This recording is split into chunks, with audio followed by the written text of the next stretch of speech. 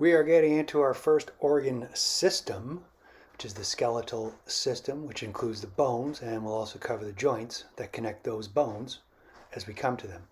But for those bones, each of the 206 bones in your body are individual organs as defined by two or more tissue types joining together for a common function.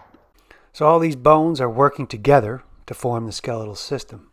The functions of the system are the obvious ones of providing a framework for your entire body, and this framework, along with the muscular system, allows us to stand upright as terrestrial creatures. And I say that because octopuses move around plenty without a skeletal system, but they're like in the water.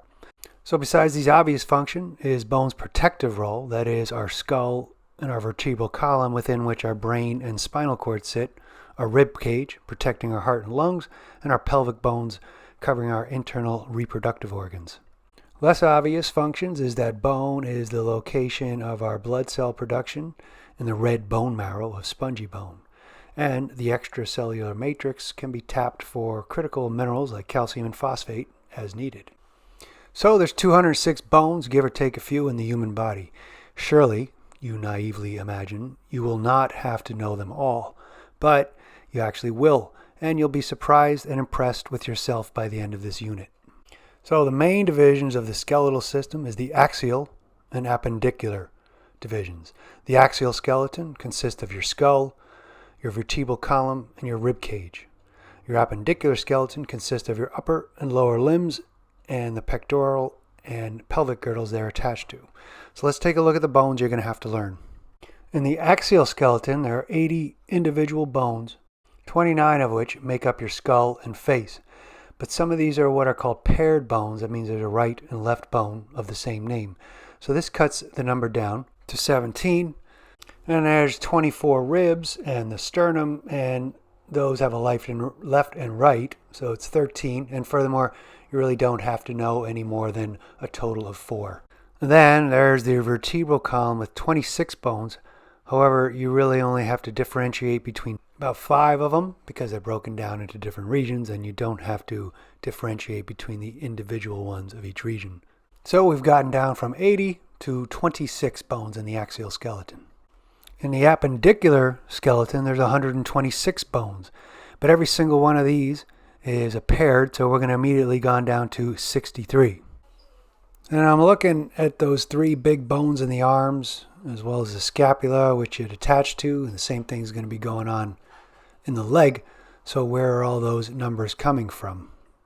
They're coming from the 26 and 27 bones of the foot and hand. But there's an easy way that we're going to remember them, so it's really going to break down to about 13 bones that you have to remember over there.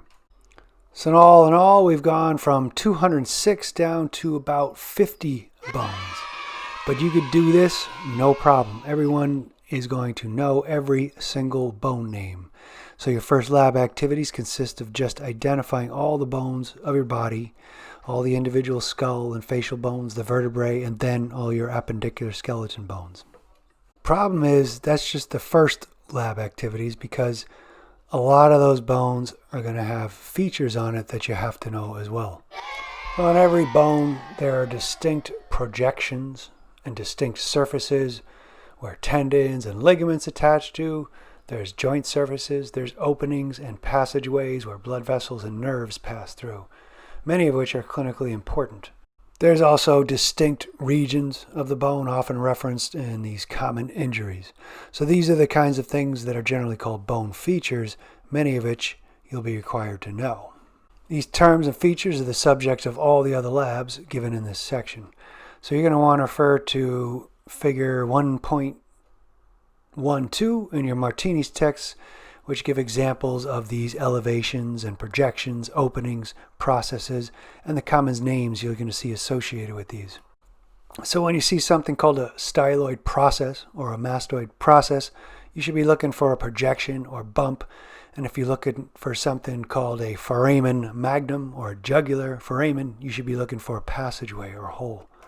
So before we get into bones and features, here's a quick overview of the different types of bones we're going to encounter.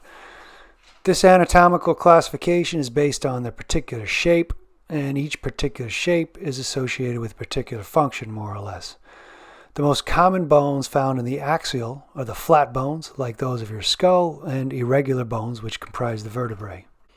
And your appendicular skeleton consists mostly of the long bones of your limbs. The long bones refer to the overall shape, so your femur is a long bone, but so are your metacarpals and phalanges. So these two major bone types are associated with particular functions.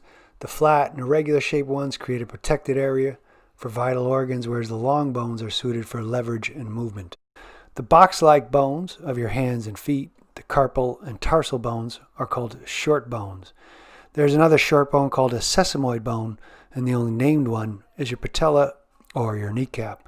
But you could also have a bunch of sesamoid bones growing in between tendons and ligaments anywhere in your body. So you may have little kneecaps in your thumb. And despite the outward shape of all the bones we're going to see, every bone has a dense outer layer of compact bone that looks smooth and solid to the naked eye. And then internally we have a spongy bone with that honeycomb structure. In this network, the open spaces between the trabecula will be filled with red or yellow bone marrow.